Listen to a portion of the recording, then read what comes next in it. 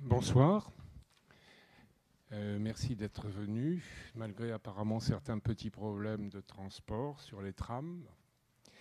Donc ce soir, nous avons le grand plaisir d'accueillir Monsieur Philippe Martin. Donc Monsieur Philippe Martin, donc, après une agrégation d'histoire, un doctorat d'histoire moderne et un passage dans l'enseignement secondaire, il est ensuite devenu enseignant-chercheur à l'université de Nancy. Et puis, depuis 2010, il est professeur à l'université Lumière Lyon 2. Il effectue sa recherche au sein du laboratoire LARA, qui est un gigantesque laboratoire qui s'étend sur Lyon, Saint-Étienne, Grenoble. Et il dirige l'Institut supérieur d'études des religions et de la laïcité.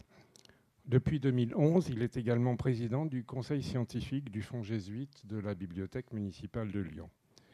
Alors pour faire court, je ne vais pas monopoliser la parole, ces centres d'intérêt, comme vous l'avez compris d'après le titre de sa conférence, concernent essentiellement les rapports de l'Église catholique avec l'imprimé. Et aujourd'hui, il va nous parler d'un type d'imprimé assez particulier, donc, qui sont les éphéméras. Alors c'est un anglicisme peut-être, mais qui devient de plus en plus utilisé, c'est-à-dire ce qu'en français on pourrait traduire par ce que notre ami Alan Marshall traduit par la paperasse. Je trouve que ce n'est pas mauvais comme qualificatif. Monsieur Martin, vous avez la parole. Eh bien, merci beaucoup. Alors, en effet, je vais vous parler des éphéméras catholiques. Je diviserai mon propos en trois parties. D'abord, peut-être vous rappeler ce que sont ces éphéméras. Puis après, les éphéméras qui ont été les premiers documents imprimés à caractère mobile de l'histoire. Les premières impressions à caractère mobile, ce sont des éphéméras. Ce n'est pas la Bible de Gutenberg. Et puis après, on verra qu'on en a tous dans les boîtes aux lettres, qu'on ne sait pas trop quoi en faire et qu'on les jette. Alors d'abord, quels sont ces éphéméras ? Alors ces éphéméras, j'allais dire, on en a tous. Hein. On en a tous. Alors, ce sont les anglo-saxons, les Allemands, qui les premiers se sont intéressés à ça, avec en particulier l'étude de John Noel Claude Lewis en 1962, qui parle donc des éphéméras imprimés.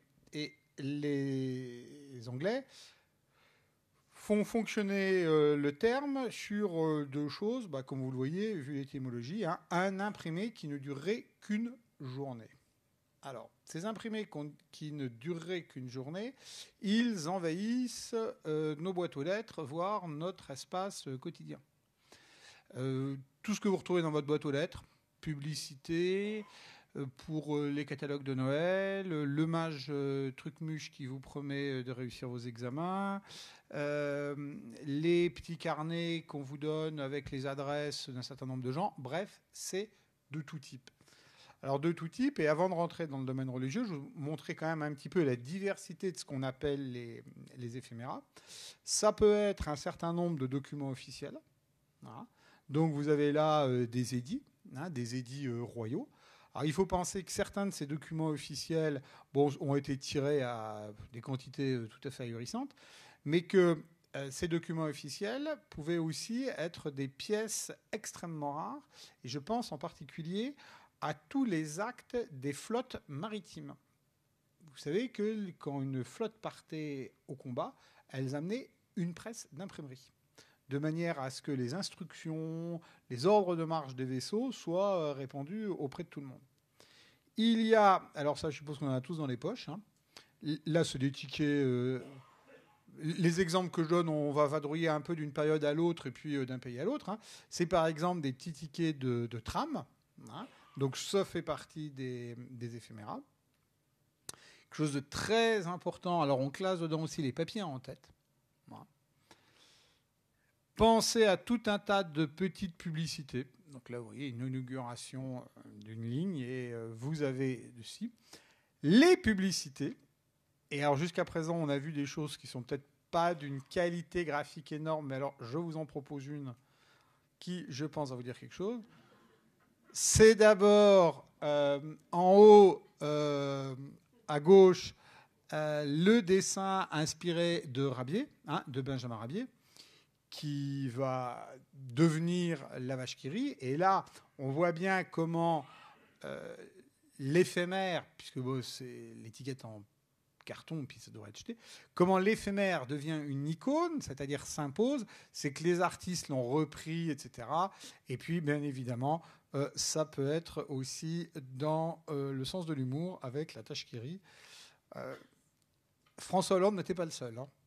Il y a un certain nombre d'hommes politiques et de femmes politiques qui y passaient. Un objet quasiment disparu, qui fait partie des éphéméras, les boîtes d'allumettes.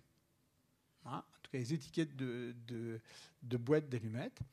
Quelque chose auquel aucun d'entre nous, je me trompe peut-être, pense en faire une collection, les étiquettes d'emballage de produits alimentaires. Donc, vous voyez là des étiquettes de mode de beurre. Hein. Beaucoup plus cher, devenu très rare, les étiquettes de bagages. Hein. Ce que les hôtels collaient sur les valises encore au milieu du XXe siècle. Vous avez tous reçu, quand vous étiez sage à l'école ou parents, des bons points. Donc les bons points, là, les Liebig, qui a fait toute une série sur les métiers et tout. Alors, bien évidemment, hein, je ne vous ai pas mis les formats à chaque fois. Là, l'étiquette Liebig, elle est grande comme ça. Hein. Ça fait 4-5 cm. Hein. Bien d'accord. Inévitablement, la politique ne peut pas s'empêcher d'utiliser les éphéméras. Et jusque-là, vous avez vu des choses extrêmement anciennes. Mais alors, si on va sur le site de la CGT, la CGT vous propose, vous le voyez, résumé des contenus du tract. Les tracts sont des éphéméras, avec quelque chose qui est très particulier aujourd'hui pour la CGT, c'est-à-dire qu'elle va vous fournir le modèle. Donc, vous voyez, élections, les services informatiques, Fortune Peugeot, enfin, etc., etc. Et à vous d'imprimer sur votre imprimante personnelle et tout ceci. Autrement dit, c'est un monde ahurissant. C'est un monde ahurissant.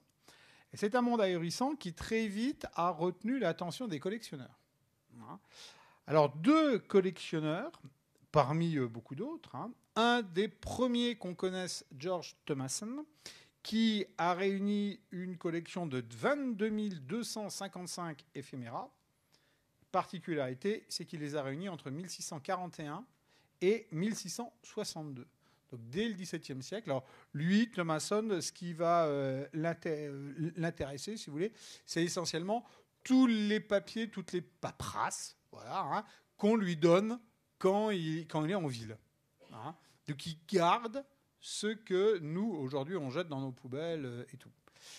Et alors, dans l'idée de Thomason, il s'agit simplement de collectionner, hein, d'empiler et tout. Et le deuxième, John Beckford, qui est né en 1655 et qui est mort en 1716, lui, il a une autre idée, c'est que non seulement il faut les collectionner, ces espèces de petites choses, mais en même temps, il faut les étudier. Et on le surnomme quelquefois le pionnier de l'étude des éphéméras. Ah, bien évidemment, certains vont réaliser des collections en pensant que ces éphéméras peuvent avoir une utilité. Alors, je fais un bond dans le temps hein, et dans les continents, et je vous présente Jules Massier, qui est né en 1846, qui est mort en 1911, et qui a rassemblé 1 million d'images. 1 million d'images sur un seul thème, les arts décoratifs et la mode. Pourquoi ? Parce qu'on est dans la seconde moitié du 19e siècle, c'est-à-dire la révolution industrielle fait que le textile fait en Angleterre et tout s'impose partout. Et Massier pense qu'il faut donner aux artisans français l'occasion de se renouveler. Et le meilleur élément qu'il pense pouvoir mettre à disposition, c'est réunir des images de tissus, de couleurs, de textiles, de costumes, etc., de manière à ce que les créateurs puissent tout simplement s'en inspirer. Qu'est devenue cette collection ? Cette collection, vous pouvez toujours la voir. Elle est au Musée des Arts Décoratifs. À sa mort en 1911, il en fait don. Et le musée continue, le musée qui est lié à une école, etc., hein, continue à l'enrichir. Aujourd'hui, c'est 3500 volumes dans lesquels ces petites images sont collées, avec un site internet qui est minuscule par rapport à la richesse des collections. Le site internet doit faire 15 000 images simplement sur la mode et tout. Et d'autres collectionneurs de ce type, il y en a qui sont toujours en activité. Et je vous présente donc le monsieur tout souriant là-bas, John Grossman. Et John Grossman, lui, il va, dans les années 1980-2000, se mettre à collectionner les choses. Une petite collection par rapport à Massier, il n'en a que 300 000 pièces, hein, essentiellement des chromos. Et qu'est-ce qu'il en fait? Alors, il en fait plein de livres. Hein. Et puis, vous le voyez, à partir de ces éphéméras, il fait tout un tas d'objets qui sont simplement les transferts de ces éphéméras du 19e siècle, vous voyez, sur des tasses, des bols, etc., etc. Ou alors des stickers, c'est tous ces petits produits-là que les enfants collent, etc. Des papiers peints, des petites cartes, etc. C'est-à-dire que lui, sa collection, il en a fait un fonds de commerce, hein, un côté très vintage, hein, très regret du 19e siècle et tout. Alors ces collectionneurs, je vais m'arrêter là, ces collectionneurs, assez rapidement, ont décidé de se regrouper. Et donc, du coup, ces collectionneurs ont créé des revues. La revue la plus ancienne, qui est une revue américaine, l'Éphémériste, hein, journal de la Société des éphéméras, qui continue toujours à exister. Du côté français, je pense que beaucoup d'entre vous doivent le connaître, c'est le Vieux Papier, hein, qui est à l'origine pour ce type de document. Donc là, vous voyez des jeux, des cartes à jouer, etc., etc. Le monde change. Le monde changeant, il faut absolument que ces collectionneurs s'organisent. Donc, vous pouvez consulter leur site internet. Hein. Alors, bien évidemment, le site internet de la Société américaine des éphéméras, vous le voyez, est tout à fait superbe. Et à l'intérieur des éphéméras, vous avez des sous-groupes, bien évidemment.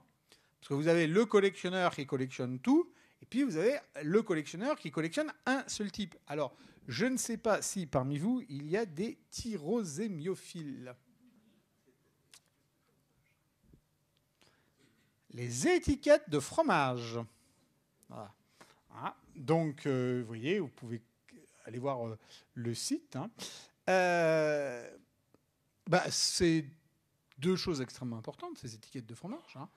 Derrière le côté un peu comme ça plaisant, c'est d'abord techniquement quelque chose qui fait de l'imprimerie de masse. Hein. Donc, on peut suivre à travers ces étiquettes tous les progrès de l'imprimerie, etc. Et puis, bien évidemment, ça délivre un message. Alors, depuis la vache qui rit, puis alors, vous savez que la vache qui rit, il y a eu la vache qui sourit, la vache qui pleure, la vache joyeuse. Alors, ça a été décliné à plein de choses. La vache rouge a été... très vite copié, parce que Rabier n'avait pas imaginé son logo pour l'étiquette directement pour la société Bell. Il l'avait imaginé pour une compagnie de bouchers pendant la Première Guerre mondiale. Il avait dessiné cette vache rouge et tout. Puis quand Bell, la société Bell lui a dit tiens, on peut récupérer ça, il a dit ouais, allez-y, récupérez ça. Donc il n'y a pas eu de droit, il n'y a pas eu... ça a été extrêmement nébuleux, et donc plein de gens essayant de se mettre, de mettre la main là-dessus.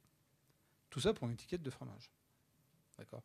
Bien évidemment, vous avez la même chose avec les collectionneurs de sous-bocs de bière, les collectionneurs d'emballages de sucre, de boîtes d'allumettes, mais je vais peut-être vous faire grâce de tout ça, qui a part nous donner des mots pour le Scrabble. Bon. Alors bien évidemment, le public, lui, va avoir de la peine à connaître ces éphéméras. Et on a quelques expositions qui vont retracer ces éphéméras. Alors, dans le monde anglo-saxon, donc c'est les éphéméras sur tout ce qui est le côté un peu monstrueux, les monstres, les déformations physiques, etc. Alors, du côté anglo-saxon, il y en a énormément. Hein. La Bibliothèque nationale de Montréal organise très très souvent des expositions là-dessus. Alors il y a eu une exposition sur, par exemple, les programmes de théâtre au XIXe siècle. Hein. Et puis en France, c'est assez rare. Alors il faut quand même souligner, mais ça, vous le savez mieux que moi, la très belle exposition au musée de l'imprimerie à Lyon, hein, qui a eu lieu en 2001, qui a été sans doute une des toutes premières en France. Et puis d'autres villes essayent, mais bon, ça reste encore un très très modeste. Hein. Et vous voyez, le musée de l'imprimerie de Nantes, qui en 2013 a fait une exposition extrêmement intéressante sur la manière dont Nantes était vue uniquement à travers les papiers industriels, les en-têtes industrielles. Alors, si vous souhaitez commencer votre collection, attendez-vous à de légères dépenses. Hein. Exemple, donc c'est une saisie d'écran d'une vente chez Christie's. Hein. On a là un type d'éphéméra politique, c'est les mazarinades, hein, autrement dit des pamphlets politiques du XVIIe siècle contre Mazarin, dans une période où Louis XIV est tout jeune, et puis il y a une révolte assez ahurissante. Et vous remarquez le prix. Hein, il était estimé entre 500 et 700 €, et il a été vendu 1200 €. Vous rajoutez bien évidemment les 23% de frais, etc. Pour quelque chose qui ne fait que, vous avez le descriptif, hein, mais je ne vous ai pas mis le nombre de pages, ça fait 6 pages. Si vous n'allez pas dans les ventes, alors c'est très rare, les libraires qui font des catalogues d'éphéméra.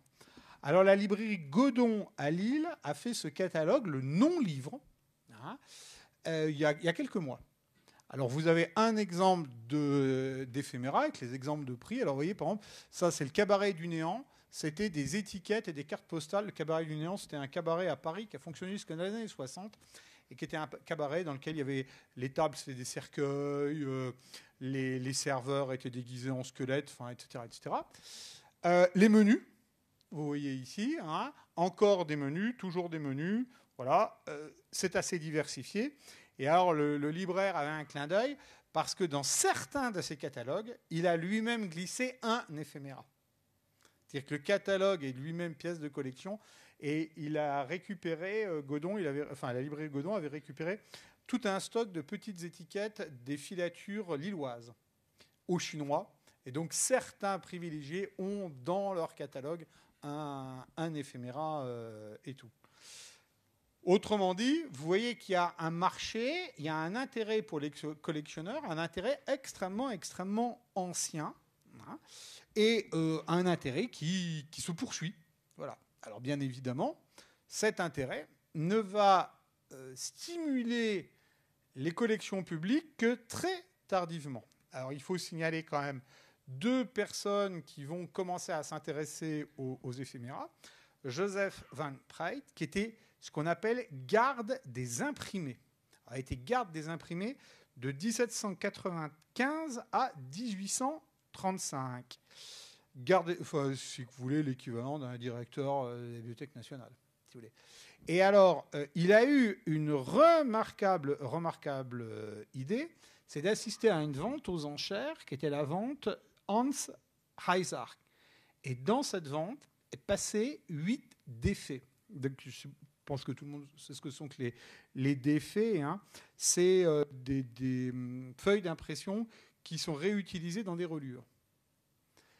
Et au moment où on répare le livre, on peut récupérer comme ça, dans la reliure, un certain nombre de pièces anciennes. Et il a récupéré, en particulier, des imprimés du XVe siècle, parmi les tout premiers imprimés de l'histoire, qui avaient servi tout simplement à renforcer un certain nombre de livres et tout. Donc on reverra, parce que ces imprimés étaient des imprimés religieux. Dans un instant, on va rentrer quand même dans le vif du sujet. Donc c'est-à-dire que Praet a vraiment l'idée de dire il faut qu'on achète. Hein, ça fait partie du patrimoine, il faut qu'on achète. Et l'idée est aussi de dire ces documents, les documents les plus anciens, il faut qu'on les trouve, il faut qu'on les invente. Ils ne vont pas arriver comme ça. Le deuxième, c'est Léopold de Lille, 1826-1910, qui était administrateur général de la Bibliothèque nationale et qui a l'idée d'acheter lui aussi un certain nombre de vieux machins. Voilà. Et parmi les vieux machins, on en reparle dans un moment, le premier texte imprimé à caractère mobile de l'histoire, qui est un éphéméra, c'est une lettre d'indulgence. Autrement dit, là encore, quelqu'un qui a l'idée assez tôt qu'il faut préserver ça. Et alors il disait, je le cite, « Il y a souvent un réel intérêt à former et à conserver en bon ordre certaines collections de pièces qui n'est pas indispensable et qu'il serait trop long de coter et de cataloguer une par une. On en constituera des recueils factices consacrés chacun à un sujet bien déterminé. » C'est-à-dire que Pratt a l'idée qu'il faut acheter. Delille continue à acheter. Mais Delille a l'idée que pour conserver ces documents, le mieux, c'est de faire, comme l'a fait Massier aussi, des volumes. Donc de monter sur onglet ou de coller sur des pages les documents en question. Ça ne doit pas se conserver en vrac, ce qu'ils pensent, ça ne doit pas se conserver en vrac, ça doit se conserver dans des recueils factices. Alors, grâce à tout ça, la Bibliothèque nationale de France dispose d'un certain nombre d'éphéméras. Alors, c'est assez variable. Et certaines des collections dont dispose la Bibliothèque nationale de France lui ont été données par des administrations qui ne savaient pas trop quoi en faire. Ça arrive un peu comme ça en vrac. Et c'est le cas de plusieurs milliers de tracts de la Seconde Guerre mondiale. Les Anglais avaient conservé le double de tous les tracts qu'ils allaient jeter en France. Voilà. Et après la guerre en 1947, les Anglais ne savaient pas quoi faire de cette collection de double de tracts. Alors plutôt que de la détruire, qu'est-ce qu'ils en ont fait ? Ils l'ont donnée à la France. Voilà. Et la France s'est retrouvée avec des caisses de documents. Et en 1948, ils ont remercié les Anglais et on a enterré ça à la Bibliothèque nationale. Jusqu'à ce qu'un monsieur qui s'appelle Paul Roux Fouillé, en 1968, se soit mis à ranger la réserve et à tomber sur ces caisses. Et donc, du coup, à les traiter. Alors, on peut énormément discuter du plan de classement qu'il a utilisé, mais là, on voit quand même comment, grosso modo, quelque chose qui devrait partir à la poubelle a pu être traité. Voilà. Et ça, le fait que beaucoup d'éphéméras arrivent parce que plus personne n'en a rien à fiche, est assez fréquent. Je ne sais pas si vous connaissez l'aviateur Fonck, qui était l'as des as de la Première Guerre mondiale, le pilote le plus connu et tout. Eh ben, à sa mort, 2 valises près de la poubelle. La famille s'est débarrassée de 2 valises de machin de Fonck. C'est quoi ? C'est tous les tracts de ces meetings, c'est tout un tas de photos, c'est permis, etc., etc. Un petit futé a mis la main dessus, l'a vendu au Conseil régional de Lorraine, puisque Fonck est originaire du département des Vosges, et il y a eu une exposition virtuelle sur Fonck à partir de ces documents. Donc, vous voyez, certains documents arrivent tout simplement parce que personne n'en veut. Mais d'autres documents arrivent à la BNF parce que c'est des dons. Voilà, c'est des collectionneurs qui forment une collection complète et qui les donnent. Alors, je pense à Pierre Delcourt, par exemple, c'est 40 000 documents. Et Pierre Delcourt n'était intéressé que par une seule chose, la ville de Paris. Et donc, Pierre Delcourt, pendant toute sa vie, a récupéré tous les prospectus qu'on donnait dans les magasins. 40 000 qui arrivent à la BNF. Joseph Thibault, par contre, alors lui, sa collection était un petit peu plus modeste, enfin quand même 24 000, mais il n'avait aucune idée. Donc c'est 24 000 machins. Voilà. 24 000 pièces, alors il y a des carnets de balles, des faire-part, des cartes de vœux, c'est du vrac. À partir de ce moment-là, comme la BNF commence à être un petit peu spécialisée, des petits futés essayent de vendre leur collection. Et c'est le cas de San Givago de Sange qui a vendu 4000 étiquettes de bagages. Alors bien sûr, comment il faut classer tout ça ? Eh bien, le mieux, c'est de demander à quelqu'un que vous connaissez bien, qui est Marius Audin. Parce que Marius Audin a lui-même été un grand conservateur de ces éphéméras. Alors, éphéméras qu'il appelle les labeurs, Hein, c'est le nom qu'il leur donne, puisque pour un imprimeur, dit-il, ce sont ces éphéméras qui font vivre les presses. C'est ça qui permet d'alimenter les presses et tout. C'est du travail facile, c'est du labeur. Voilà. Mais il reconnaît aussi qu'on pourrait l'appeler d'autres noms. Alors, on pourrait les appeler... Alors là, ce nom-là est perdu. Les bilboquets. Hein, vieux nom qu'on utilisait dans les imprimeries, plutôt au début du XIXe siècle. Les bibelots. On appelait ça aussi des bibelots. Ou alors, ça c'est plus commun, les travaux de ville. Hein, travaux de ville, tout simplement parce que l'imprimeur travaille... pour les gens de la ville. Et alors, Marius Audin, non seulement en a une très très belle collection, hein, de choses qu'il a lui-même imprimées, puis d'autres choses, et il proposait un classement. Donc vous voyez, les faire-part, les papiers de commerce, les cartes de commerce, les chèques, type d'éphéméra, voilà, les calendriers, les étiquettes, les prospectus, les brevets et les diplômes, les billets d'entrée, les billets de loterie, les cartes de visite, cartes de souhait et autres choses qu'on laisse, les ex-libris, les menus, les programmes et les invitations. Le but n'est pas non plus, dans l'heure et demie qu'on pense ensemble, de développer tout ce système, mais vous voyez quand même l'immense variété de ceci. Or, alors, je vais faire un peu de publicité pour moi. Il y a un domaine dans lequel on ne s'était pas intéressé du tout à la chose, ce sont les éphéméras catholiques. Alors, pourquoi ? Je ne suis pas tout seul à avoir fait ce livre.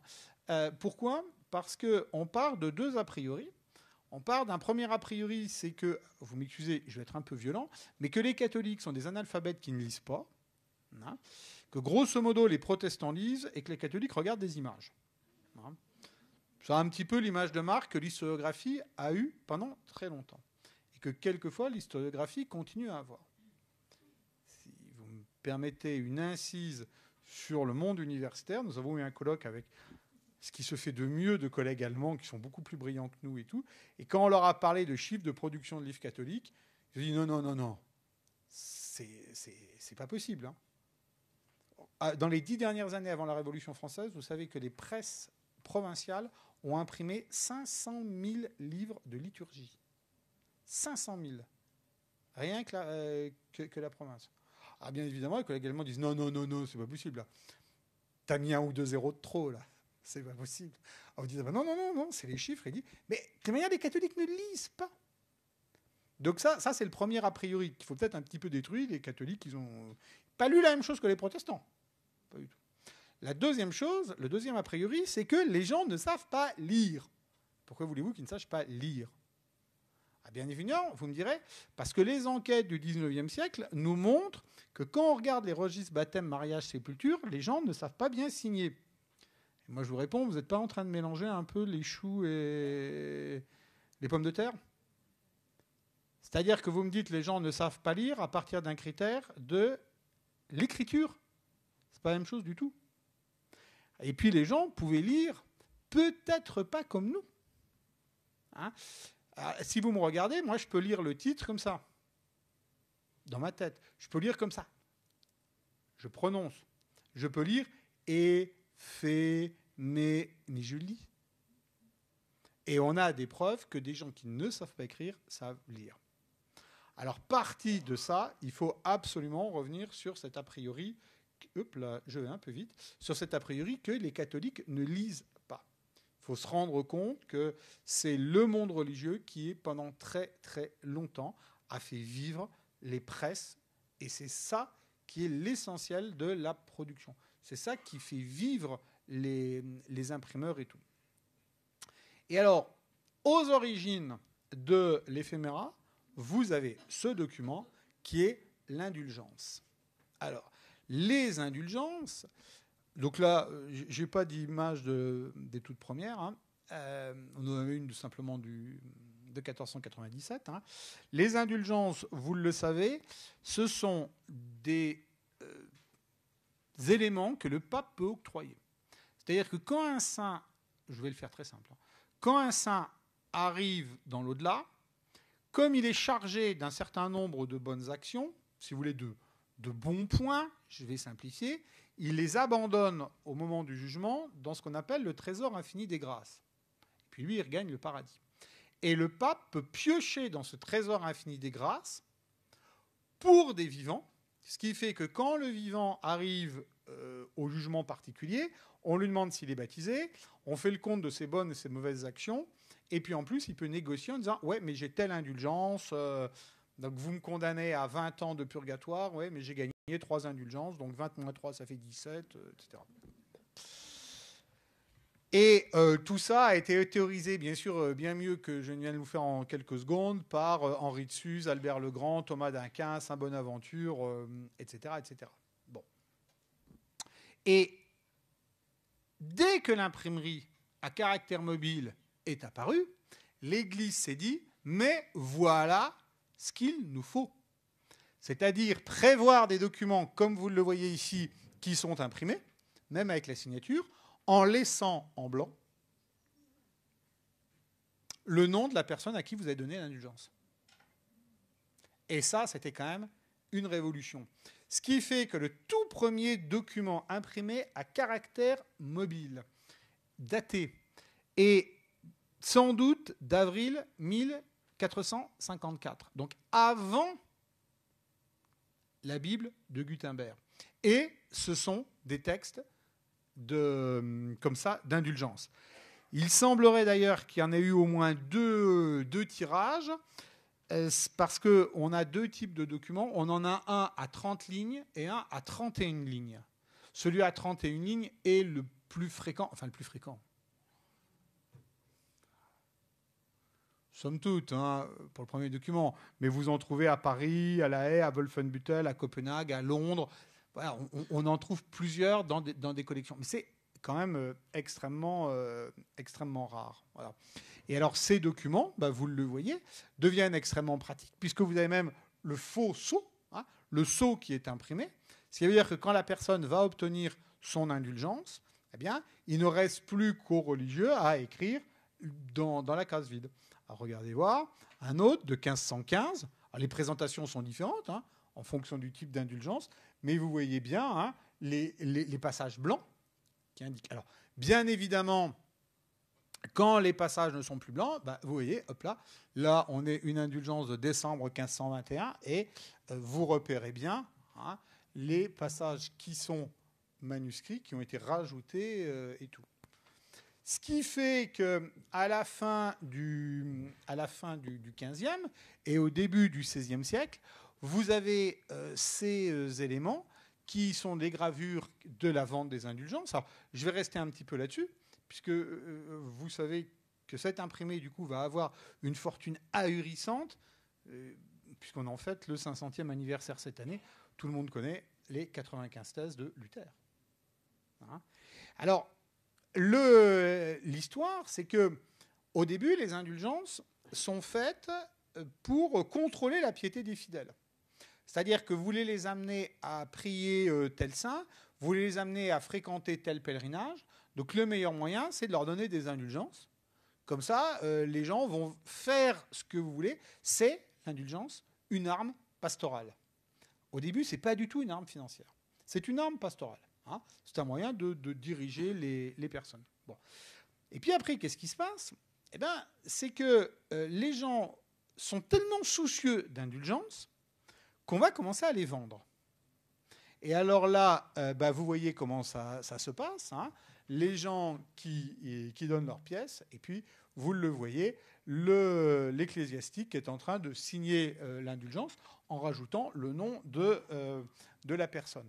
Et vous voyez la même chose ici, hein, celui qui est en train de prêcher, et puis les autres qui viennent donner leurs pièces. Et vous voyez tous les petits documents à imprimer où il ne reste plus que le nom à remplir. Bien évidemment, depuis que l'indulgence existe, on dénonce le trafic des indulgences.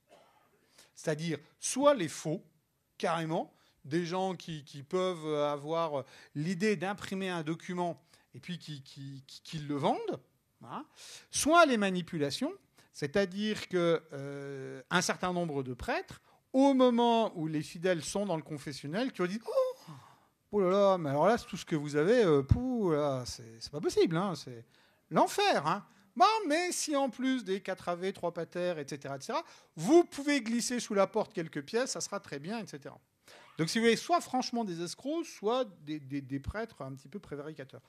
Et du coup, les autorités tentent d'encadrer exactement les choses. Donc, l'affaire qui nous intéresse, celle de 1517, c'est des ventes d'indulgences en Allemagne. Mais en France, l'année d'avant, on a vendu des indulgences pour la croisade. Et le roi de France a pris des engagements extrêmement stricts. Primo, il y aura un certain nombre de prêtres qui seront visés non seulement par l'Église, mais aussi par l'État. Et on aura des listes à l'entrée des églises, des gens qui peuvent vous écouter en confession. Ce qui évite comme ça tous les escrocs et tout. Deuxième chose, les prêtres qui vous donnent les indulgences ne peuvent pas toucher l'argent. Autrement dit, on va séparer celui qui touche l'argent et celui qui manipule les papiers. Et l'argent est mis dans des troncs, et les troncs sont fermés par 3 clés. Une clé est mise, je vais utiliser un mot actuel, hein, par le comptable de l'opération. Une clé est remise à un représentant du roi, et une clé est remise à un représentant de l'Église. Ce qui signifie que vous faites vos exercices de piété, puis, après avoir fait vos exercices de piété, vous allez demander votre indulgence. Et en sortant, vous mettez donativo, enfin vous mettez un peu ce que vous voulez dans le tronc. Voilà. Alors bien sûr, il n'est pas exclu que certains vous disent un peu plus, hein, vous rajoutent, mais vraiment on a ce désir de scinder les choses et tout. Et on a des comptes extrêmement précis, hein, des opérations extrêmement précises et tout de cette manipulation. Et véritablement, l'imprimé d'un côté, l'argent de l'autre côté. Et puis au même moment, en Allemagne, si j'utilise le mot actuel, dans le Saint-Empire romain germanique, on va avoir une vente d'indulgence, mais cette fois-ci, cette vente d'indulgence, c'est pour la construction de Saint-Pierre de Rome. Ah, le pape veut construire l'église actuelle. Et comme le pape est un homme particulièrement efficace, il va demander à des compagnies privées de vendre les indulgences. Autrement dit, il va se passer de la vente directe des indulgences. La compagnie privée, si vous voulez, je lui donne 10 lettres d'indulgence, ça fait 10 €, à elle de les vendre pour plus, quoi. Il y a un petit peu l'avantage. Le pape touche directement l'argent et tout. Et celui qui est chargé de l'opération, c'est un religieux qui s'appelle Jean Tetzel. Et vous voyez, donc d'un côté, c'est une dessin à charge, hein. D'un côté ici l'ordre du pape, de l'autre côté la petite caisse, et puis la bulle d'indulgence, hein, déjà tous les papiers prêts à signer, etc., etc. Et comme on est face à ce scandale, c'est ce qui arrive ici avec Luther, qui à l'automne 1517 publie ses fameuses 95 thèses. Alors, c'est un tableau, ce que je vous montre, du 19e siècle, mais c'est un tableau qui va nous renseigner sur 2 choses. La première chose, c'est que les églises étaient des lieux dans lesquels on a plein d'imprimés. D'accord ? Donc vous voyez que le peintre du 19e siècle, vous voyez, il a mis tous ces imprimés qui étaient sur la porte des églises. Hein. Et puis, il y a les fameuses 95 thèses. Alors, les premières 95 thèses, personne ne sait si Luther ne les a pas écrites à la main ou s'il les a imprimées. En tout cas, elles ont très vite été imprimées. Et vous voyez, là, alors là, on est aussi dans un éphéméra. Hein. Bon, simplement, c'est coupé. Hein. Donc, même si Luther, lui, a écrit sans doute ces 95 thèses à la main, eh bien, ça a très vite est devenu un document imprimé. Et là, arrivé à mon histoire, vous remarquez que mon petit prospectus et tout a un double intérêt pour l'histoire. Il a un premier intérêt parce que ça nous plonge au cœur même de l'histoire de l'imprimerie, de l'histoire du livre, de l'histoire des circulations, de la communication, etc. C'est là que les techniques ont été utilisées pour ces documents. Et puis, deuxième chose, c'est que ces petits documents, ces petits bouts de papier, peuvent avoir une importance historique énorme. Parce que la réforme protestante est née de la vente de quelques-uns des papiers qui ont été vus tout de suite. Alors, bien évidemment, une fois que Luther dénonce les 95 thèses, il va y avoir une histoire qui va continuer et tout, hein, qui est l'histoire de la réforme. Du coup, ne croyez surtout pas que les catholiques arrête avec l'indulgence. Alors voilà une indulgence de la fin du XVIIIe siècle, hein, qui est conservée au musée de Budapest et qui était produite par le patriarche de Jérusalem. Voilà. Avec le même système et tout. Et vous voyez ici, on a rajouté la dernière ligne, le nom de la personne. Et ne croyez pas que ça a complètement disparu, puisque si certains d'entre vous font ou connaissent des gens qui font le chemin de Saint-Jacques-de-Compostelle, le but quand même à la fin, c'est d'obtenir ceci. D'accord ? Qui est ni plus ni moins la chose moderne. Donc vous savez que pour obtenir ceci, il faut que vous ayez fait au moins 100 km à pied, d'accord ? Ou 200 km en vélo. Hein ? Et vous obtenez ceci. Voilà donc, je pense, enfin j'espère, vous avoir montré dans cette partie toute l'importance de ce type de document. Et du coup, eh ben, je vous propose de rentrer un peu dans ces documents en voyant les 5 usages, les 5 utilisations, en quelque sorte, de l'éphéméra dans, on est bien d'accord, dans le monde catholique. Bon. Alors, le premier, ce sont des actes qu'on peut appeler des actes religio-administratifs. C'est-à-dire que l'Église a toujours été une organisation qui a développé des bureaux, on dirait aujourd'hui des administrations, et qui a fait des papiers. Donc, l'exemple des papiers que je vous ai montré, c'est l'exemple des indulgences. Mais il y a des papiers de tout type. Exemple de papier, alors là, qui existait partout, mais alors en trouver aujourd'hui, ça devient très difficile, c'est la location des bancs. Eh bien oui, dans les églises, pendant très longtemps, les bancs, c'était pas libre. Il fallait que les gens louent les places. Et voilà. Alors d'ailleurs, si vous visitez encore quelques vieilles églises, vous voyez qu'il y en a même qui ont gravé sur les montants des bancs leur nom, ou carrément cloué des petites plaques de cuivre, etc. Mais donc, ce qui signifie qu'il y avait une adjudication des bancs. Et alors, vous voyez ici, hein, seconde colonne du côté de l'hôtel Saint-Joseph. Hein. Alors, les prix ne sont pas les mêmes, bien sûr. Hein. Hein, le mieux, c'est quand même pile en face, près du chœur. Par contre, tout au fond, derrière la tribune, c'est moins cher. Et vous voyez, en exécution des délibérations faites en l'hôtel de ville de Vézelise, autrement dit, c'est à l'église, mais c'est, j'utilise le mot actuel, la municipalité, puisqu'il n'y a pas de séparation de l'église et de l'État. Hein. Donc le 14 octobre 1762, hein, il y a eu deux périodes de vente, ce qui signifie que vous comprenez que le document il a été imprimé en des milliers d'exemplaires, puisqu'il va être utilisé tous les ans. Hein.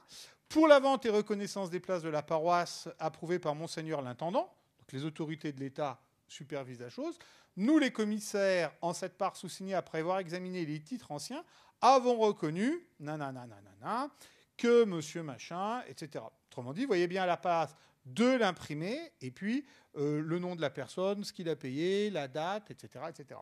Et bien sûr, tout ça signé de tout un tas de choses et tout.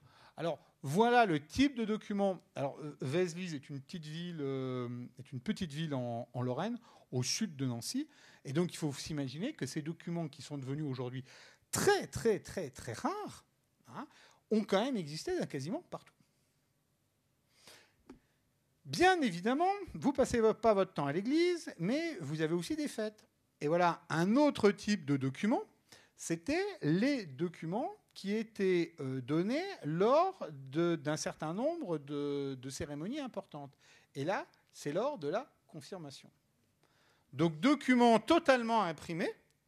On a simplement rajouté le nom de la personne, Paul Henriot, et puis la date.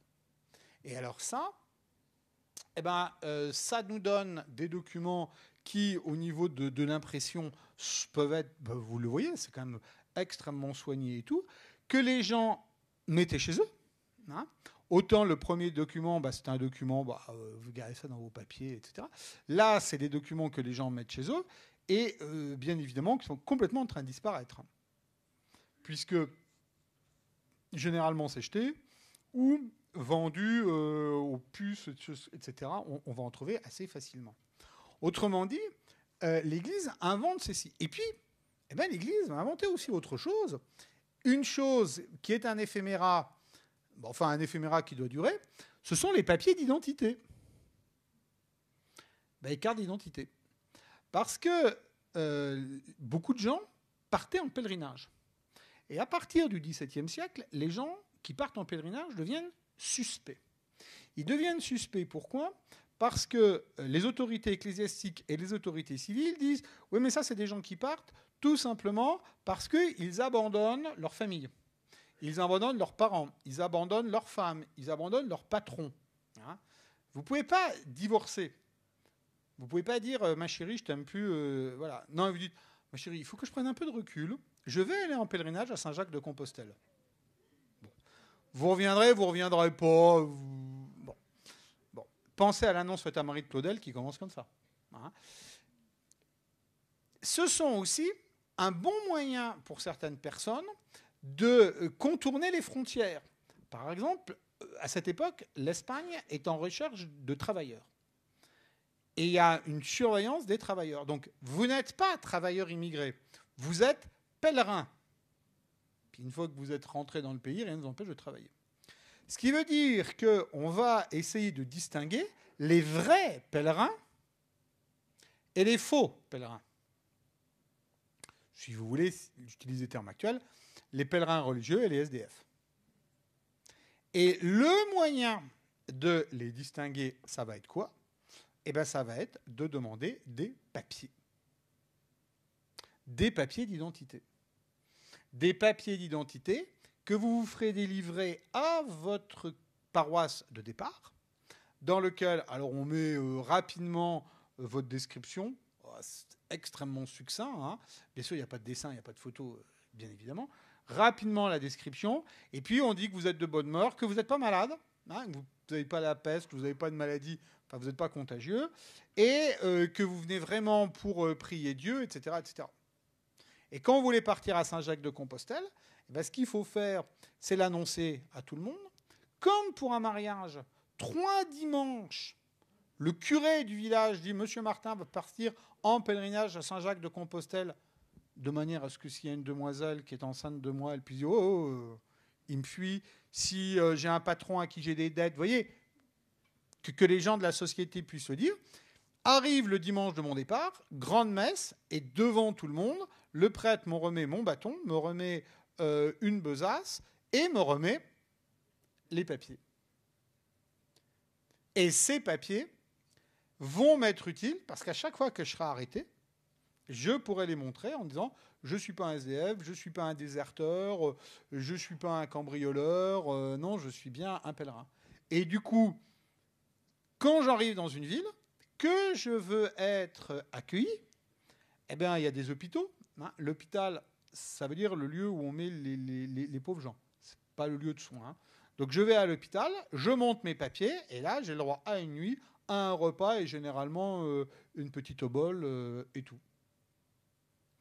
Quand j'arrive à Compostelle, je fais viser tout ça, et je rentre chez moi.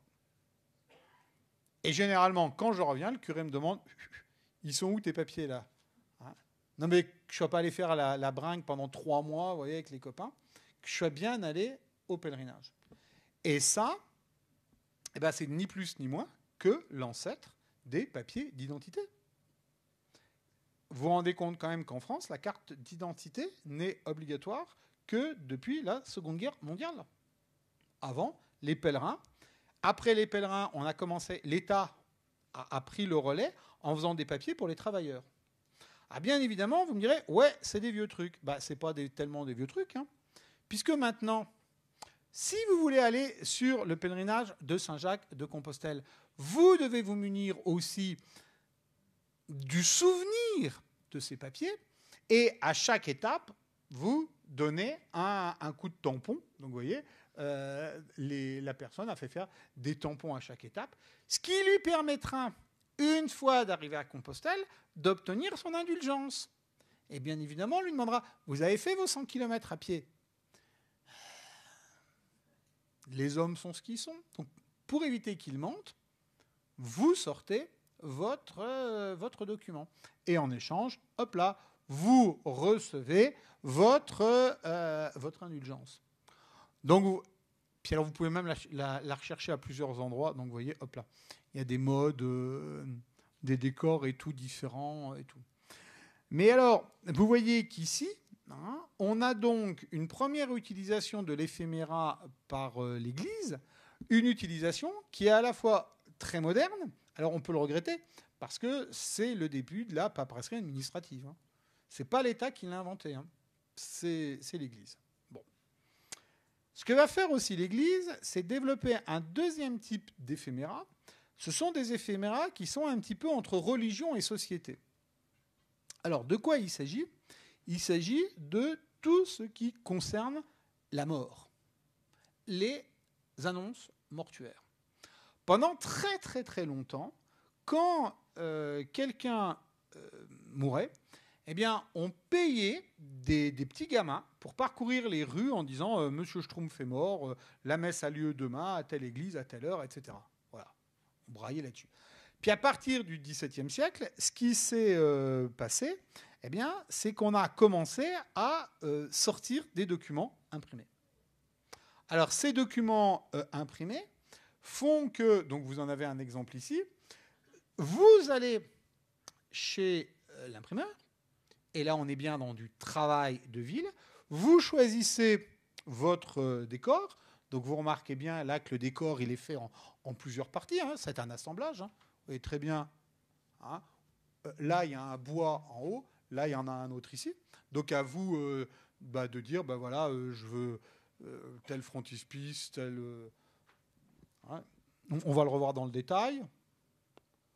Il y en a, ça peut être... voilà. Il y en a, c'est un peu tous les goûts, quoi. Donc vous allez choisir ce que vous voulez. Et puis après, on vous compose le texte.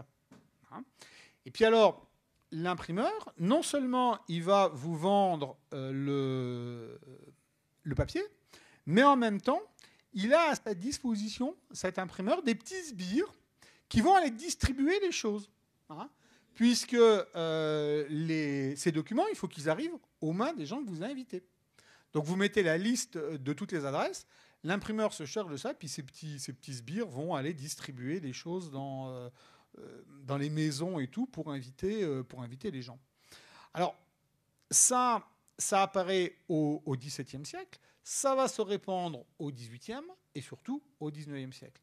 Avec, vous le voyez, des décors qui peuvent être... Donc je me balade un petit peu dans le monde. Là, on était en Lorraine, là, on est à Malines. Donc vous voyez, des décors qui peuvent être tout à fait macabres et tout. Et il faut vraiment vous imaginer ça, de composer ça.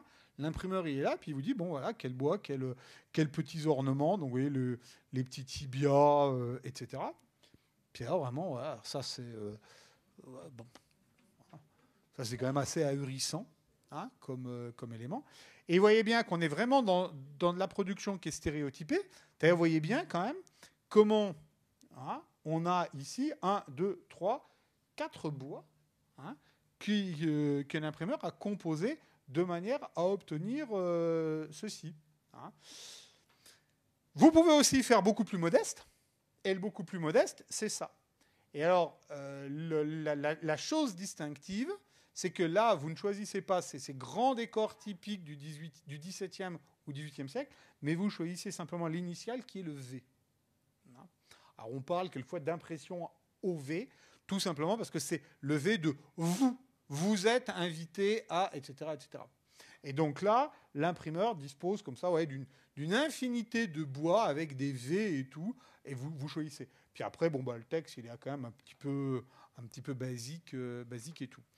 Alors, le 19e siècle avance. Avec le 19e siècle, il y a un retrait du christianisme. Et vous voyez ici quelque chose qui est beaucoup, beaucoup plus modeste. Alors, celui-là, je ne vous l'ai pas montré parce qu'il va être ahurissant, mais je vais quand même vous le lire. Vous êtes invité à assister au convoi funèbre et à l'enterrement de monsieur Antoine Chevalier, pâtissier, décédé hier mercredi 19 juin 1850 à 6h du soir à l'âge de 28 ans, lesquels auront lieu jeudi 20 au courant à 6h du soir dans l'église Saint-Martin, sa paroisse, un des profondis. Voilà. Donc un pâtissier vient de mourir, voilà le texte. Alors maintenant un autre qui meurt au même moment. enfin au même moment, à peu près au même moment. Monsieur Paul de Mardigny, ingénieur des ponts et chaussées. Madame Paul de Mardigny, née Durand. Monsieur René et mademoiselle Marthe de Mardigny. Monsieur Tinceau, ancien sous-préfet, et madame de Tinceau. Monsieur et madame Félix de Tinceau. Monsieur et madame Charles de Tinceau. Madame Paul Durand de Villers. Madame Durand de Villers. Monsieur et madame Gaston de Tinceau. Monsieur Hugues de Tinceau, capitaine au 10e cuirassier. Monsieur Albéric de Tinceau, capitaine au 3e chasseur d'Afrique.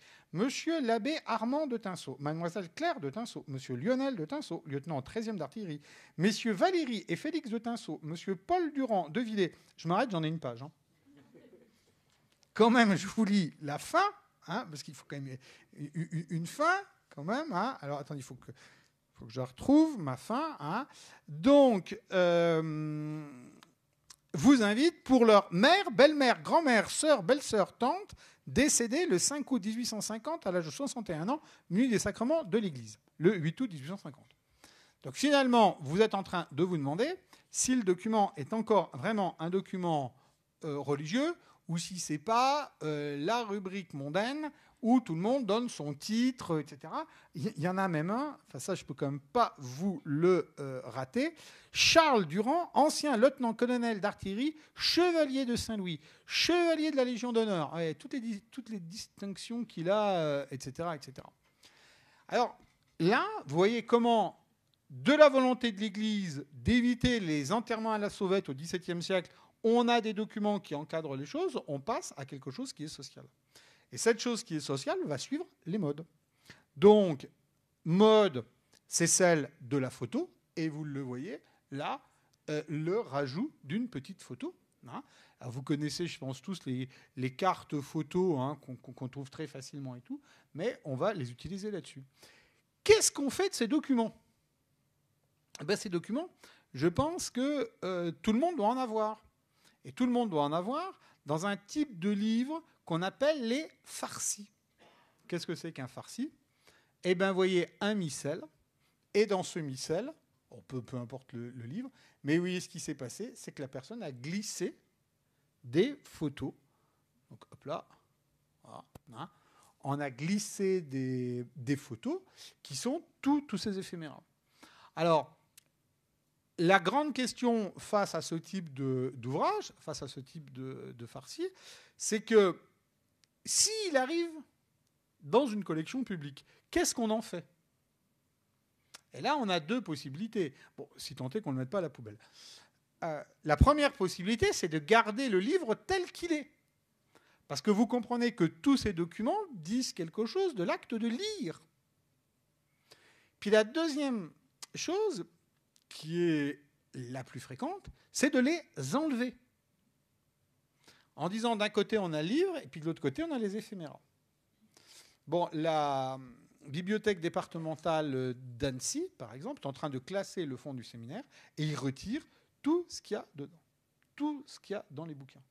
Et quelque part, moi je trouve que trouver dans un livre de prière un éphéméra collé dans le livre, ce que je dis est vrai, je l'ai vu la semaine dernière, une recette pour guérir les hémorroïdes dit quelque chose de la piété. On ne va pas en tirer trop de conclusions, mais ça dit, voilà, séparer les deux documents, je pense, nous prive du fait qu'on avait avec ce livre de piété et puis une recette sur les hémorroïdes, peut-être que c'est un hasard, mais surtout quelqu'un qui considère que la religion fait tellement partie de sa vie, qu'il y faut n'importe quoi dans son bouquin. Ouais. Bon. Qu'est-ce qu'il en est aujourd'hui ? Alors, il y a des pays qui restent très, très sensibles à ces éphémérats. Alors là, on est en Italie. C'est des papiers. C'est des papiers qui ne sont pas plus grands que ça, et qui sont affichés. De manière à annoncer les décès. Il viendrait à l'idée de personne d'arracher ça. Et là, si dans le sud de l'Italie, on vous trouve en train de décaper ça pour votre collection, ça va avoir des problèmes. Avec quand même, vous le voyez, celui-ci qui est assez superbe, c'est-à-dire une impression fausse plaque de marbre, avec les faux clous de la plaque de marbre. On est bien d'accord, ce ne sont que des petits A4. Et puis bien évidemment, si on va voir ailleurs, regardez, ça c'est un éphéméra, donc en souvenir de Béatrice, décédé le 1er octobre 2005. Hein. Au bout du chemin de la vie se trouve un seuil, etc., etc. Et vous devinez que pour l'historien du religieux, ça aujourd'hui, et ça, bah, là, vous avez toute l'évolution du sentiment de la mort. Toute l'évolution du sentiment de la mort. Vous avez toute l'évolution de la déchristianisation. Hein. Donc vous voyez quand même là des croix, des cercueils, un autel, etc. Là, plus aucun signe religieux. La pâquerette, d'accord.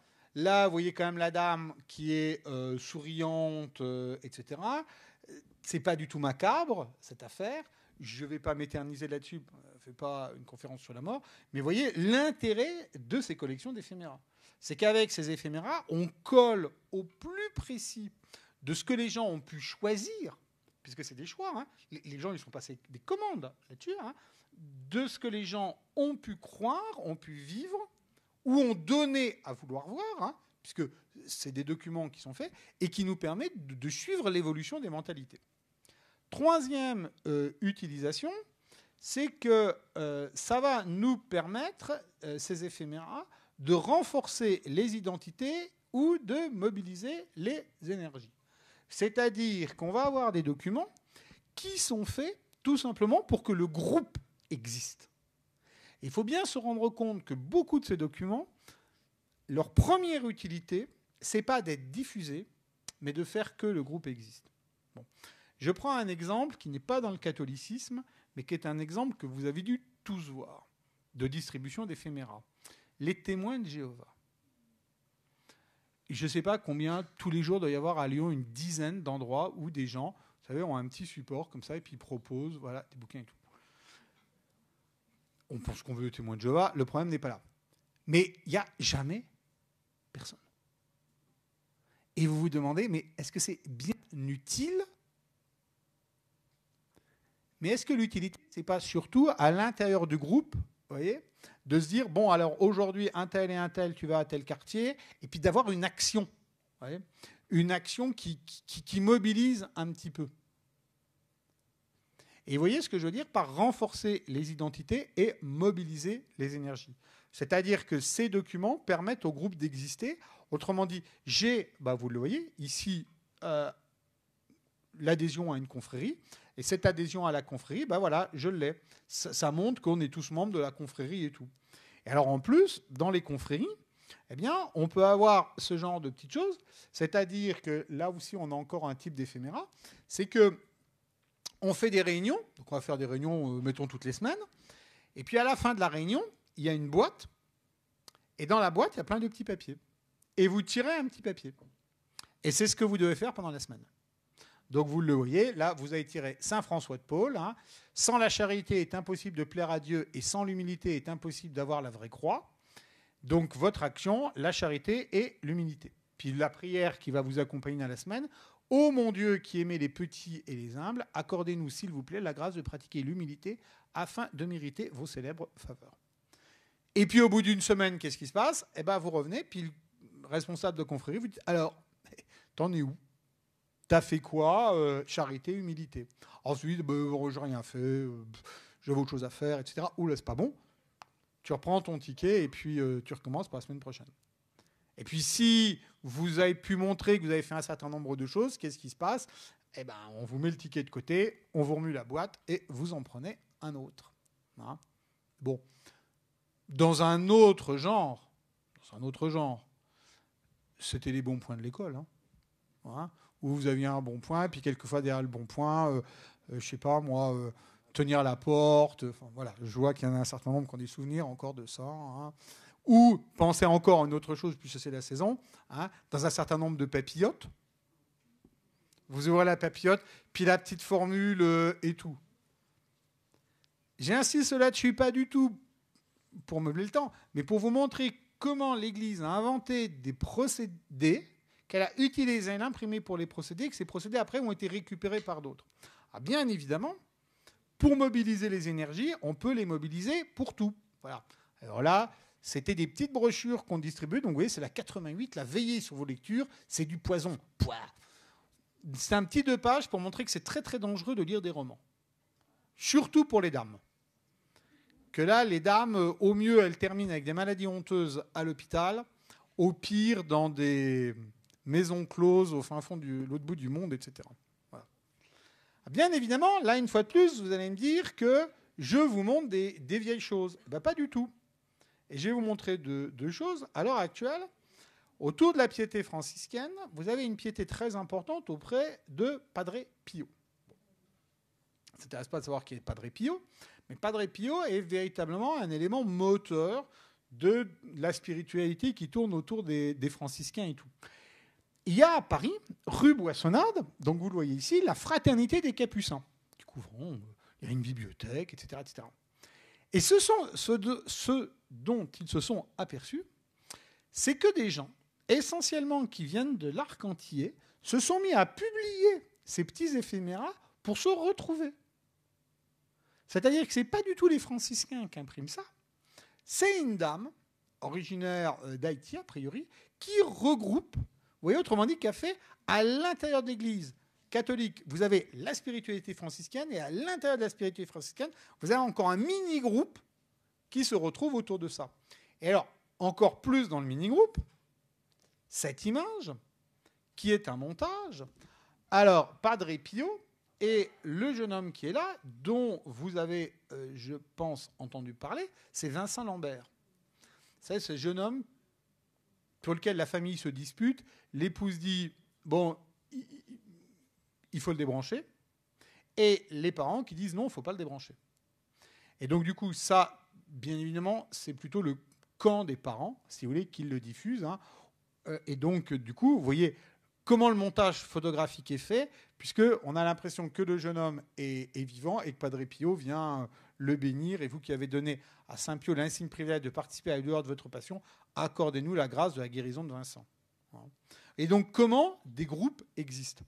Ces groupes, ils peuvent exister aussi, c'est la quatrième utilité, pour soutenir des dévotions.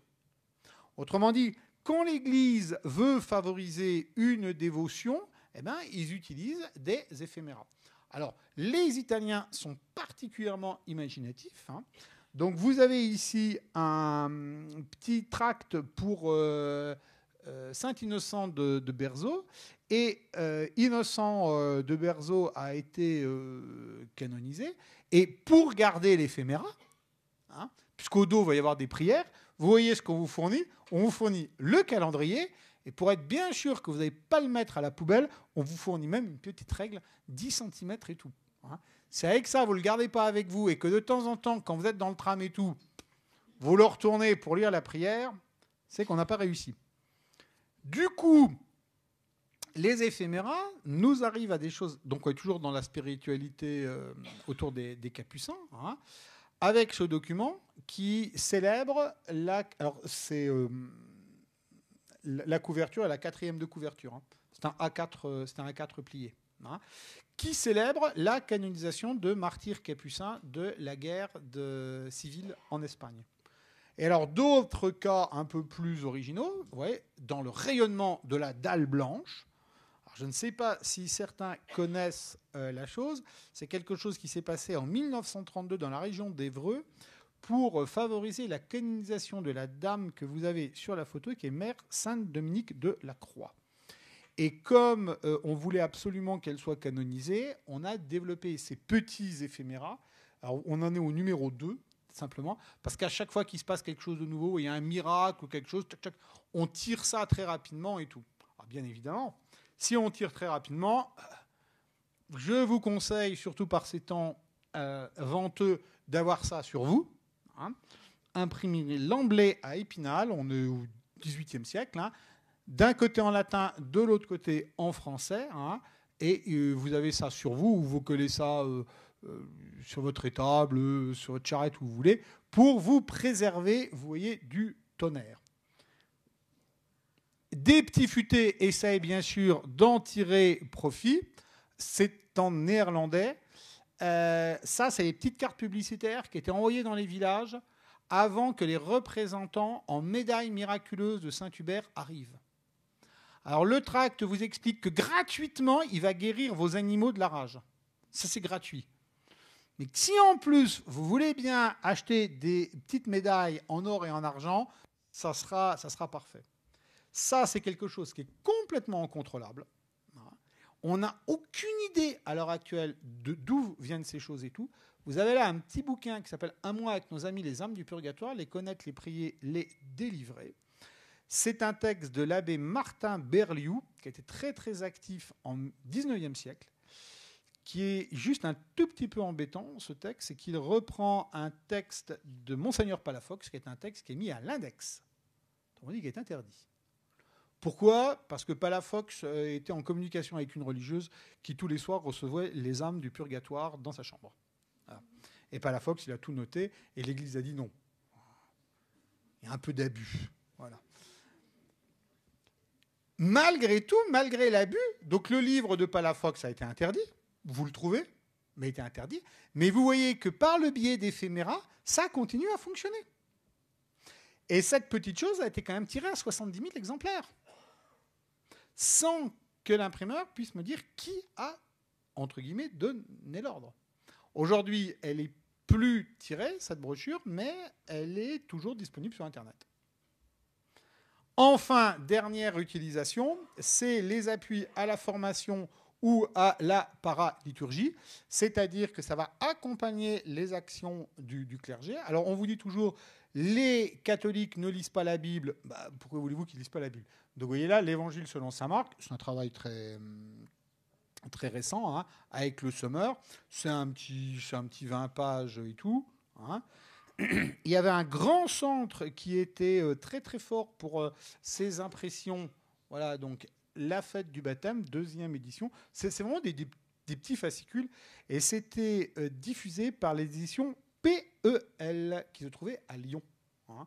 Et Lyon a pendant été très... Je ne sais honnêtement pas si c'est encore le cas aujourd'hui, mais c'est très très importante là-dessus.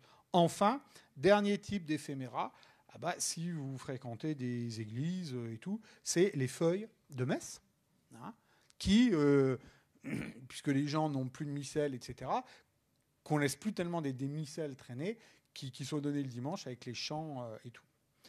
Alors, si je conclus, je voudrais insister sur 3 ou 4 choses. La première chose, c'est que la production d'éphéméra reste quelque chose d'ahurissant aujourd'hui dans l'Église catholique. Soit parce que c'est contrôlé par l'Église catholique, soit parce que ce n'est pas contrôlé par l'Église catholique. Donc là, vous avez un site qui s'appelle la boutique spirituelle. Honnêtement, je n'ai pas réussi à savoir qui contrôlait ce site, qui vous permet de faire vos petits éphéméras. Donc vous voyez, là, j'ai mis Padre Pio, qu'on a déjà vu. Hein. Ça coûte 5 €. D'accord. Et donc, c'est disponible en stock. On va dire que le site est fiable. On va dire. Vous remarquez quand même le nombre de fois là que l'image a été vendue. Hein. 1614 fois et tout. Puis alors, vous pouvez choisir un peu qui vous voulez et tout. Hein. Autrement dit, vous avez toujours dans l'Église catholique cette puissance des éphéméras. Et cette puissance des éphéméras, je vais dire, quand vous rentrez dans une église, vous la voyez très bien. À l'entrée de l'église, inévitablement, il y a une table avec plein de papiers. Alors, certains prêtres disent, nous, on ne met que des papiers qui nous sont soumis, mais on ne peut pas empêcher l'arrivée. Voilà. Vous vous rappelez l'image de Vincent Lambert, là, le prêtre qu'il avait dans son église ne sait absolument pas d'où elle vient. Autrement dit, on peut imaginer des catholiques proches de la famille de Vincent Lambert, proches du mouvement qui porte la famille et qui vient comme ça glisser des choses et tout. Mais il n'y a pas que les catholiques. Hein. Donc là, on est devant une mosquée au Sénégal, d'accord ? Donc là, il y a un peu de quantité, avec quelque chose qui est merveilleux. C'est une ville extrêmement importante, qui est la ville de Touba, dans laquelle il y a un personnage très très important et tout, voilà. Et ce personnage très important a fait un livre.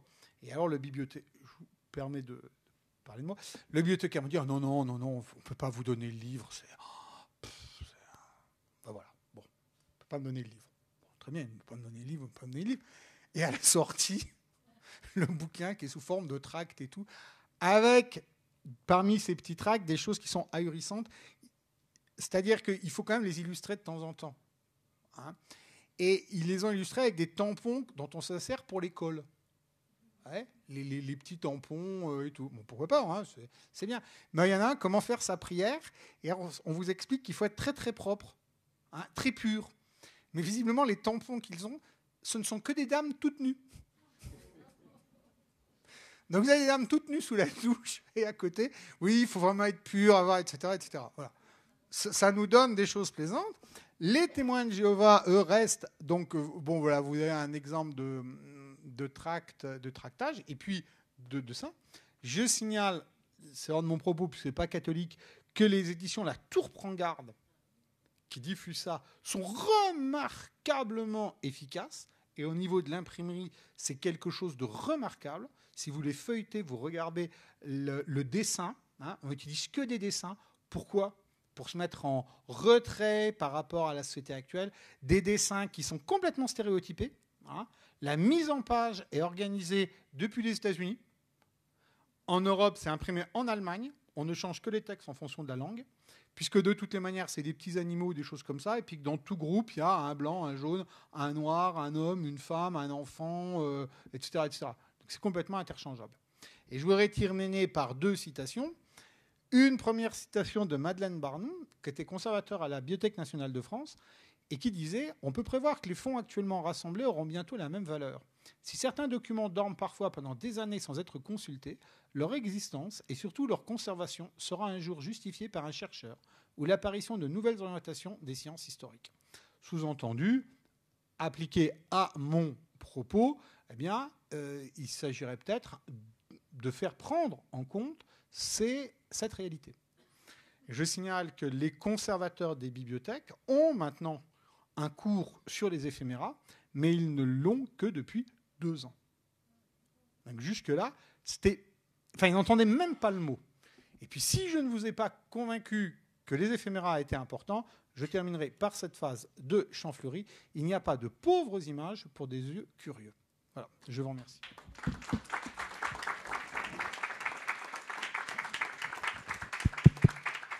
Merci beaucoup pour cette passionnante conférence qui, je pense, va induire un certain nombre de questions. Qui veut commencer ? Allez. Moi, j'ai retrouvé,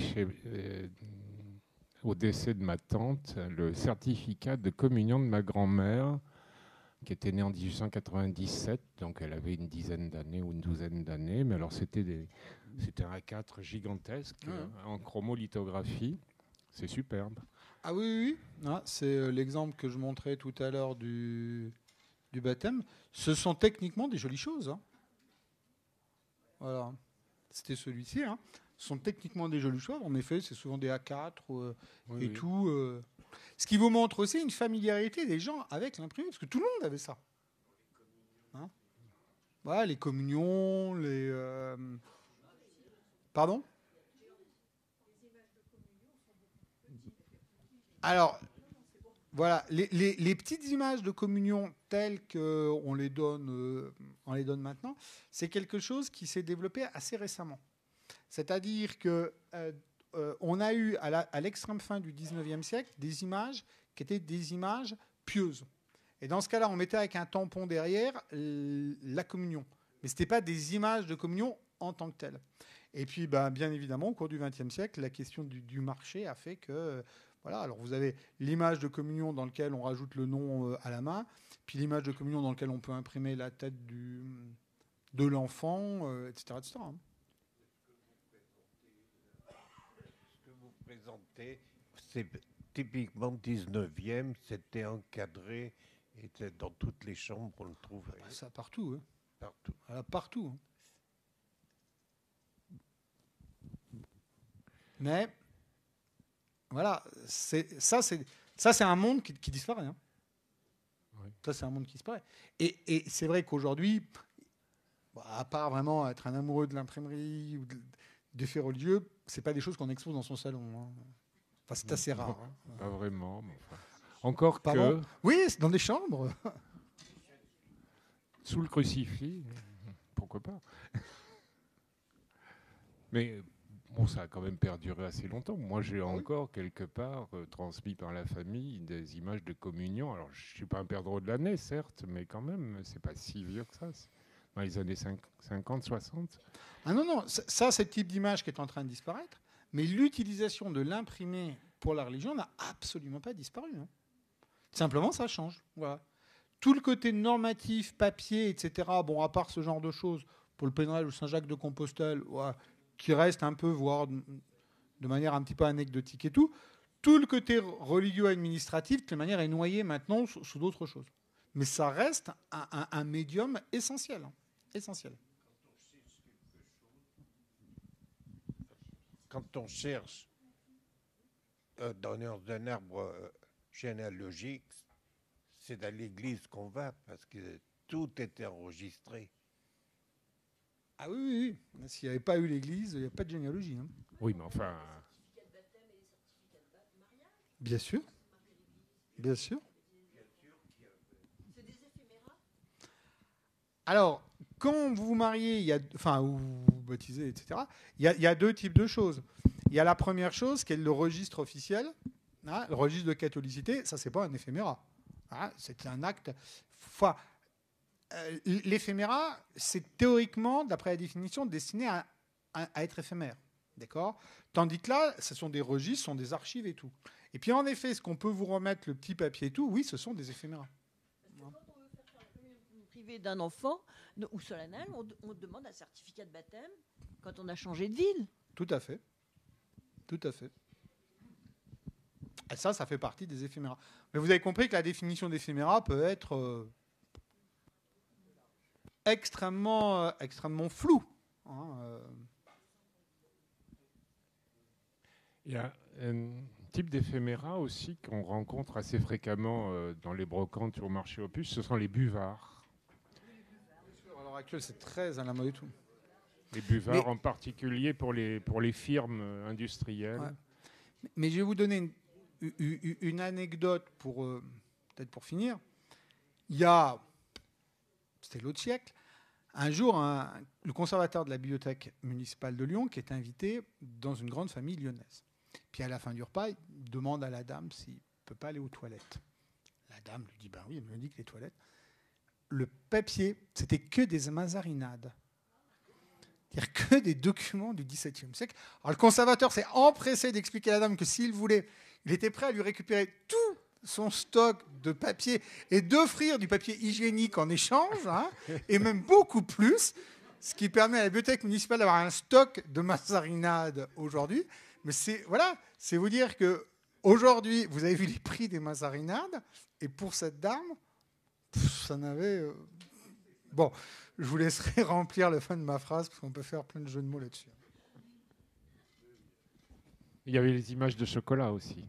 Oui, il y avait les images de chocolat, il y avait les bons points. Voilà, sont éphéméras, tous les petits trucs de footballeurs, etc., qu'aujourd'hui continuent. Hein. Oui. La marque Panini, les gosses, ils sont encore fous de ce genre de choses et tout. Hein. Ouais. Ah ben, les chromos, c'est ce que collectionne Grossman. Hein. Ah, il est où ? Et les Pokémon, c'est des éphéméras ? Voilà, pardon. Grossman, c'est que des chromos qu'il collectionne. Que des chromos. Hein. Et c'est du coup l'adaptation de tous ces chromos, etc. Hein. Voilà. Et si vous regardez dans un certain nombre de ventes, on vend des albums de chromos. Hein. Donc, et puis certains anciens. Ce qui signifie que déjà, à la fin du 19e et début du 20e, des gens les ont gardés et puis les ont collés. Voilà. Ah ben oui, les petites cartes. Alors, pas les cartes à jouer, pas les paquets de cartes Grimaud, etc. Ça, c'est considéré comme autre chose. Mais serait considéré plus tard. Hein, mais toutes les petites cartes que les gamins s'échangent, Pokémon, etc., ça fait partie de ça. Hein. Ça peut être un monde tout à fait ahurissant. Donc, vous nous parlez des éphéméras catholiques, mais en tant qu'historien, finalement, à travers l'éphéméra, vous pouvez étudier beaucoup de choses sans vous préoccuper de l'éphéméra catholique. L'éphéméra, ça peut être un champ d'études très, très large. Bah écoutez, On m'avait demandé d'essayer de tenir dans 1h30. Donc l'éphéméra catholique, je suis tenu. Non, mais c'est évident. C'est évident que si voilà, la collection Massier, c'est passionnant, et que on pourrait faire des choses, voilà, sur la manière dont les hôtels sont vus, sur les étiquettes, hein, la comparaison des étiquettes. Mais regardez vous-même, hein, les comparaisons d'étiquettes des modes de beurre, hein, c'est très différent. Ça dit plein de choses et tout. Et la vache qui rit a fait à côté de son usine, c'est à Lons-le-Saunier, un musée vache qui rit. Et ce musée vache qui rit n'est quasiment constitué que de tous ces petits machins. Je dis petits machins parce que ça peut être des porte-clés, etc., etc. Non, c'est une entrée qui est une entrée extrêmement importante pour l'histoire de la société. Si, je pense que ça va arriver dans les boîtes aux lettres, quoi qu'il y en ait de moins en moins, si vous regardez les catalogues de jouets qui vont arriver, les catalogues de jouets disent exactement l'évolution de notre société. C'est-à-dire qu'il y a 20 ans, c'était tous les enfants, c'était des petits blonds, des petites blondes, les petites filles, les poupées, les petits garçons, les voitures, etc. Et maintenant, vous voyez apparaître plusieurs choses. Vous voyez apparaître des enfants de type très différents. Et puis, vous commencez à avoir des jouets, des petites filles avec des voitures, pas beaucoup de petits garçons avec des poupées, hein, mais des petits garçons qui jouent à la dinette. Et ça, bien évidemment, ça vous dit l'imprégnation de la théorie du genre, etc. Je prends qu'un exemple. Mais en effet, l'éphéméra est quelque chose d'essentiel parce que ça nous, si vous voulez, ça nous montre ce qui est au plus proche des gens. Voilà, ce qui est au plus proche des gens. Et comme ça doit être au plus proche des gens, comme ça doit fonctionner tout seul, l'éphéméra, hein, il n'y a pas de discours, il n'y a pas de texte pour accompagner. Hein. Vous avez un éphéméra, il faut qu'il vise juste tout de suite, quoi, hein. Vous ne prenez pas 50 ans pour lire ça.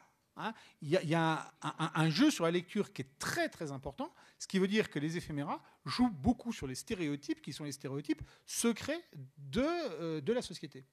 Et donc pour un historien, c'est vraiment une entrée fabuleuse. C'est une entrée fabuleuse. C'est sûr que si aujourd'hui je veux savoir comment on traite les petits garçons et les petites filles, bah, j'ai qu'à aller les interviewer. C'est sûr. Mais si je veux savoir comment on traitait les petits garçons et les petites filles au début du siècle, quelles étaient les choses cachées, qu'est-ce qu'on voulait encadrer et tout, je ne peux plus les interroger, ces enfants. Qu'est-ce que je peux prendre? Les livres de... Ouais, alors les livres Bécassine et tout, mais ça, est-ce que c'est vraiment destiné aux enfants ou est-ce que c'est destiné aux parents qui seront prescripteurs pour les enfants? Les livres d'éducation, gênant les livres d'éducation. Avec l'éphéméra, j'ai pas la parole des gens. Je n'ai jamais la parole des gens. Mais j'ai ce qui est sans doute au plus près de la parole des gens. Et dans mon cas, donc moi je m'intéresse à la manière dont les gens, bon là c'est le catholicisme, enfin dans d'autres religions, la manière dont les gens s'imprègnent des choses. Et il y a quelque chose de passionnant, c'est de voir ce que veut un clergé, ce qu'on diffuse par le livre de piété, et ce qui touche les gens avec l'éphéméra. Et là, vous voyez comment certaines choses passent très bien chez les gens et comment d'autres ne passent pas bien du tout. Hein. Padre Pio, les papes précédents on n'a jamais plus canonisé en 30 ans que pendant les 400 dernières années. Mais parmi tous ces saints, entre guillemets, vous m'excusez, quels sont ceux qui marchent? Hein? Si vous allez voir les archives, vous aurez tous les saints. Mais quels sont ceux qui marchent vraiment? Ben, c'est Padre Pio. Pourquoi Padre Pio? Parce qu'on a ces... Enfin, là, avec la vache qui rit, ça fait un peu iconoclaste quand même. Padre Pio. Pourquoi Padre Pio? Et c'est ça qui va être important pour l'historien. C'est que quand l'historien, lui, veut étudier la sainteté, soit il va à Rome, et puis il voit toute la masse des saints, et donc il voit ce que veut le pape, mais ce que les gens ont ressenti, eh ben, c'est dans les éphéméras. Et si on regarde les collections d'éphéméras catholiques aujourd'hui, alors Padre Pio, ça va représenter le tiers de ce qui circule à l'heure actuelle, avec ces aspects tout à fait réappropriation incontrôlée et tout. Ce qui signifie que pour l'historien, si vous regardez les 200 derniers saints qui ont été canonisés, ça a un intérêt, parce qu'il va regarder ce qui se passe chez le pape. S'il veut savoir ce que le catholique croit, il faut qu'il aille voir les éphéméras. Et là, il dira que sur tous les saints, il y en a un qui émerge vraiment. Vous avez dit comment on appelait, j'ai déjà oublié d'ailleurs ce mot, les collectionneurs d'étiquettes de fromage et les bacs de cigares. On les appelait comment? Voilà, là vous me posez une colle. Là. Il est tard. Vittelphilist. 1000 € maintenant quand même. Ils ont tous des noms, mais alors là, voilà. Non, c'était une boutade. Bon, encore une question.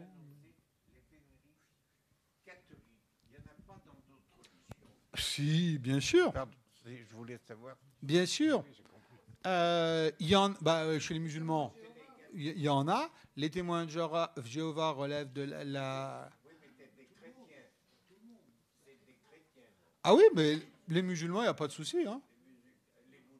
Oh là là.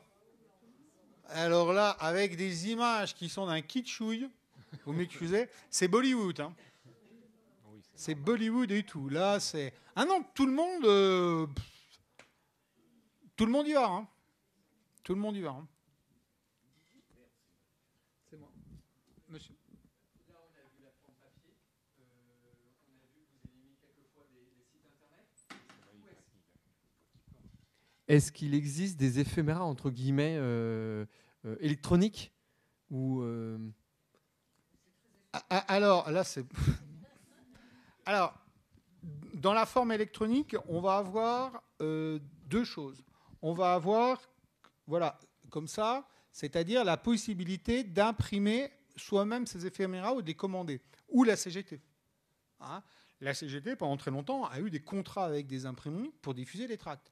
Maintenant, du coup, ça gagne financièrement, puisque c'est le syndicaliste qui tire lui-même son tract. Donc ça, c'est la première utilisation. La deuxième utilisation, en effet, les sites web sont essentiels là-dessus. Voilà.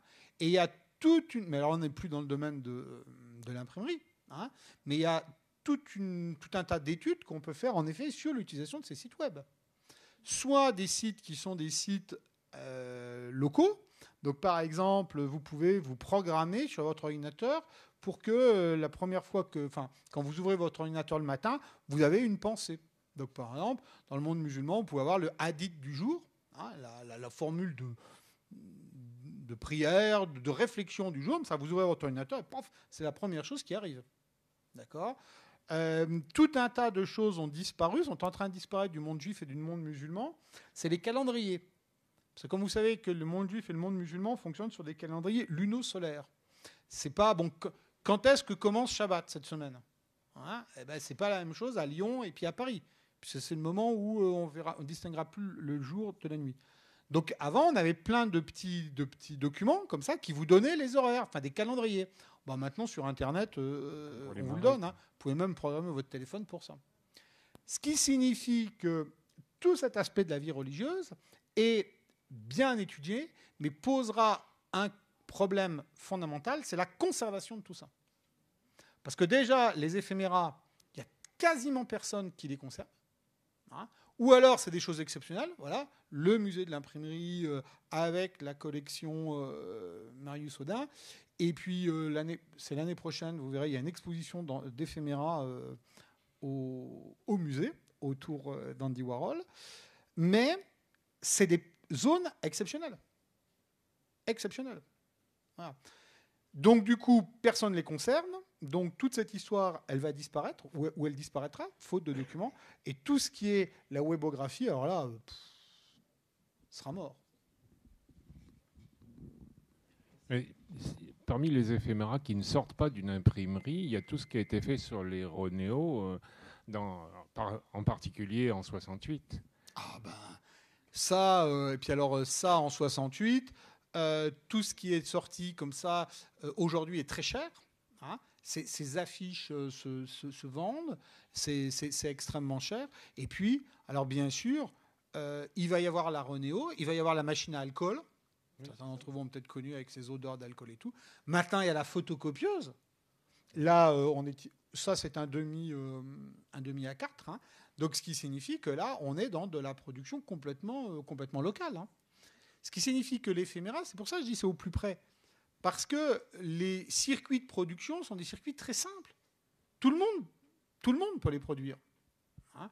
Vous pensez bien que quand Luther a fait ses 95 thèses, il n'est pas allé voir, c'est pas muni de tout un tas d'autorisations, etc. hein. Il est allé voir quelqu'un et puis il a fait faire ce que Marius Audin appelle les travaux de ville.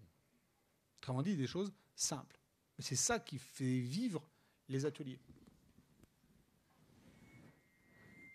Bien. Plus de questions? Il nous reste à vous remercier encore de cette magnifique intervention.